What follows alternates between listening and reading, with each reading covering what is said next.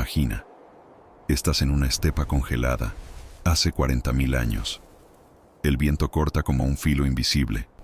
La niebla es tan densa que el mundo parece no tener bordes. Y entonces el suelo comienza a temblar, levemente, rítmicamente, como un tambor enterrado bajo la nieve. Miras hacia el horizonte y ves una silueta que tu mente no puede procesar de inmediato.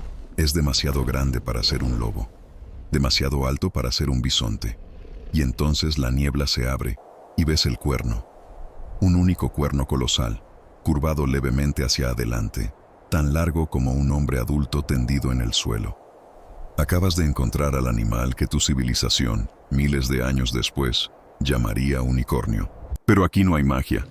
Hay músculos, hay pelaje denso, hay 4 toneladas de fuerza pura que la evolución tardó millones de años en construir. Y tú, pequeño, frágil, bípedo, estás mirándolo directamente a los ojos.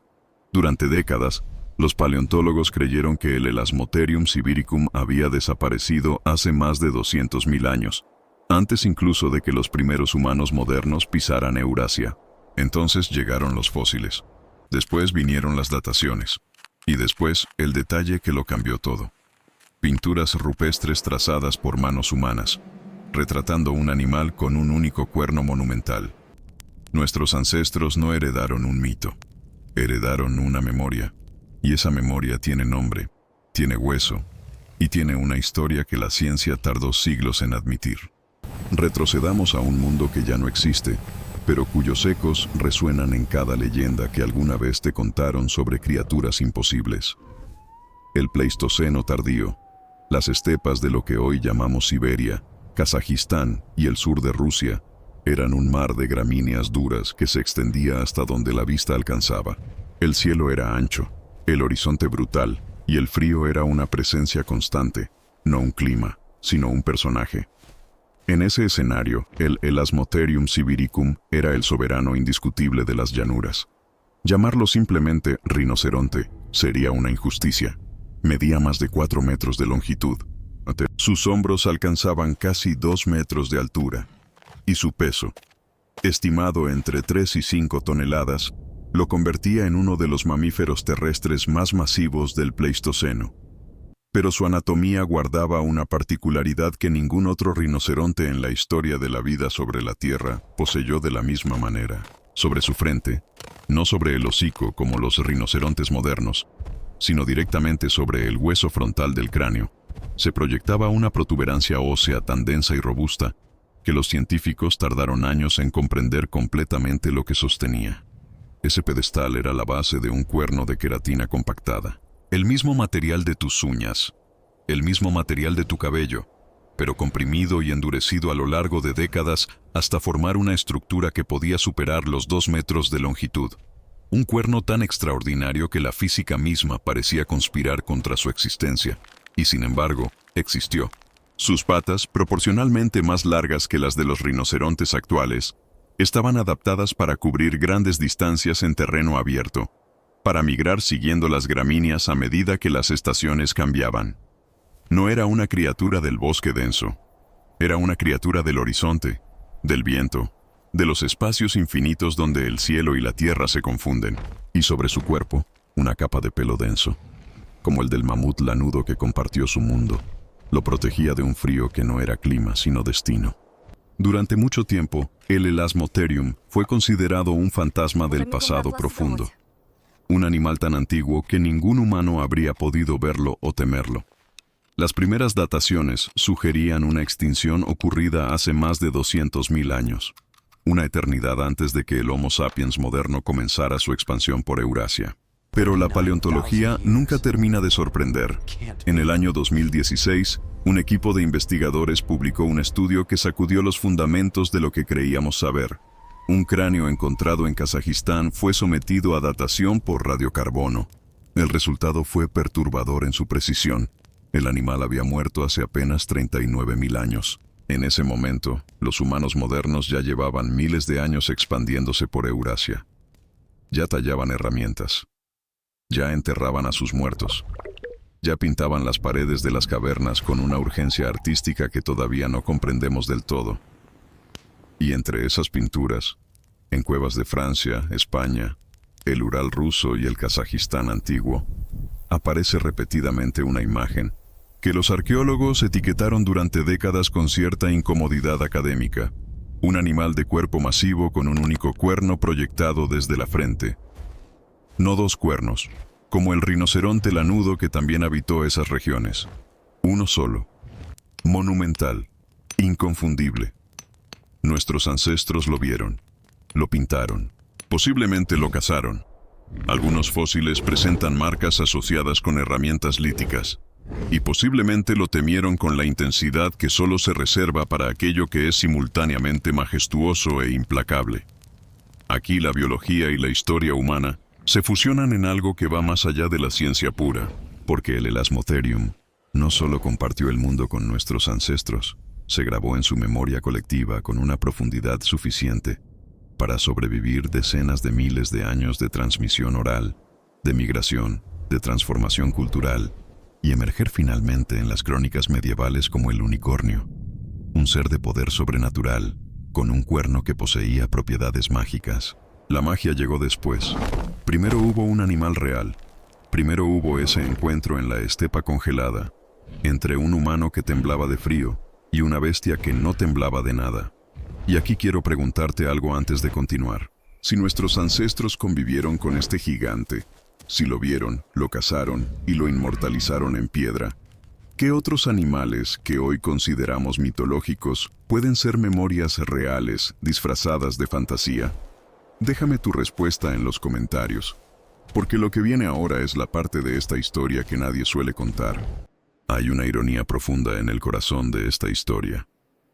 El rasgo que definió al Elasmotherium, el cuerno colosal que intimidó a sus rivales e inspiró mitos que sobrevivieron 40.000 años, es precisamente el rasgo del que menos evidencia física poseemos. La queratina no fosiliza.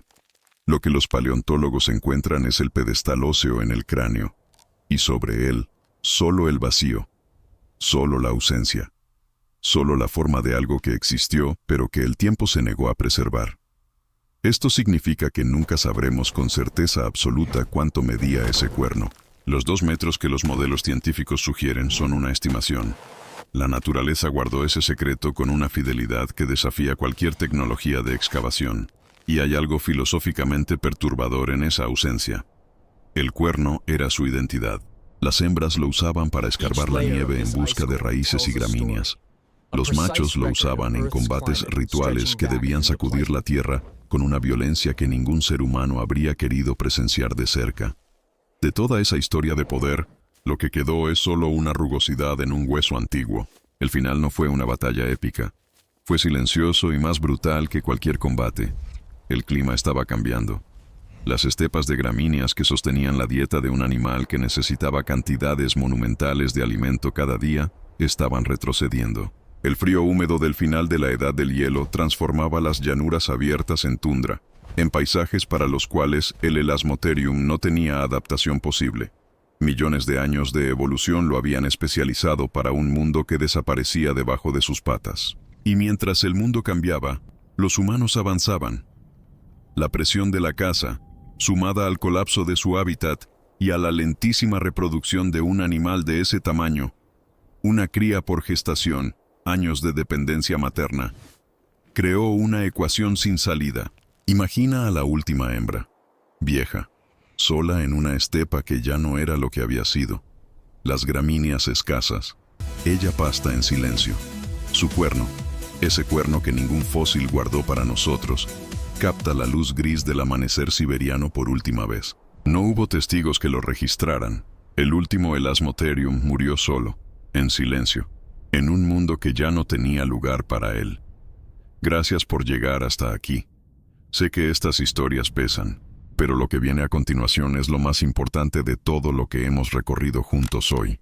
La pregunta que este animal nos deja no es solo sobre el pasado, es sobre ahora mismo. Quédate. Hay una pregunta que los folcloristas, los mitólogos y los paleontólogos raramente hacen juntos en la misma sala. ¿De dónde viene el unicornio? La respuesta tradicional es cómoda y vaga. Una metáfora de pureza. Un símbolo religioso. Una deformación de descripciones de rinocerontes vistos de perfil por viajeros griegos. Todas estas explicaciones tienen algo de verdad, pero ninguna es completa. Porque ahora sabemos que existió un animal con un único cuerno colosal, que caminó sobre las mismas tierras que los primeros humanos modernos. Sabemos que esos humanos lo pintaron. Sabemos que en culturas de Asia Central, herederas de las tradiciones orales de los cazadores del Pleistoceno, existían descripciones de un gran ser de un solo cuerno con poderes casi sobrenaturales, una fuerza que ningún cazador podía enfrentar directamente. ¿Es el unicornio medieval la última transmisión distorsionada de una memoria de 40.000 años? La ciencia no puede probarlo, pero tampoco puede descartarlo. Y en ese espacio entre la prueba y la duda vive algo más importante que cualquier certeza: la posibilidad de que la humanidad, sin saberlo, haya estado guardando el recuerdo de este gigante en sus historias durante toda su historia registrada. Si eso es verdad, el unicornio no es un símbolo de lo que nunca existió, es un símbolo de lo que perdimos. Un monumento involuntario a una extinción que nuestros ancestros presenciaron y que, sin el lenguaje científico para procesarla, transformaron en mito para no olvidar. Y aquí está la pregunta que este animal nos deja como espejo directo de nuestro presente. Hoy hay especies desapareciendo, no en el Pleistoceno, ahora, con nombres científicos que todavía están en los libros, con individuos que todavía respiran. ¿Qué estamos convirtiendo en mito ahora mismo, sin darnos cuenta? ¿Qué animal, cuya existencia hoy damos por garantizada, será dentro de 1000 años solo una leyenda que nadie podrá probar que fue real? El Elasmotherium sibiricum tardó millones de años en ser construido por la evolución. Tardó unos pocos miles de años en desaparecer, bajo el peso combinado de un clima que cambió y de una especie que avanzaba sin medir las consecuencias. No dejó descendientes, no dejó ecosistema. Dejó un pedestal de hueso vacío donde hubo un cuerno y una pregunta grabada en la pared de una caverna prehistórica que todavía no hemos terminado de responder. El verdadero unicornio existió. Lo perdimos antes de entender lo que era. Y la única pregunta que importa ahora es si estamos dispuestos a cometer el mismo error. Esta vez, con los ojos abiertos. ¿Qué animal en peligro de extinción crees que merece ser contado en el próximo episodio? Déjanos tu respuesta en los comentarios, comparte este video con alguien que necesite escuchar esta historia y suscríbete para no perderte lo que viene, porque todavía hay muchos silencios que necesitan ser escuchados.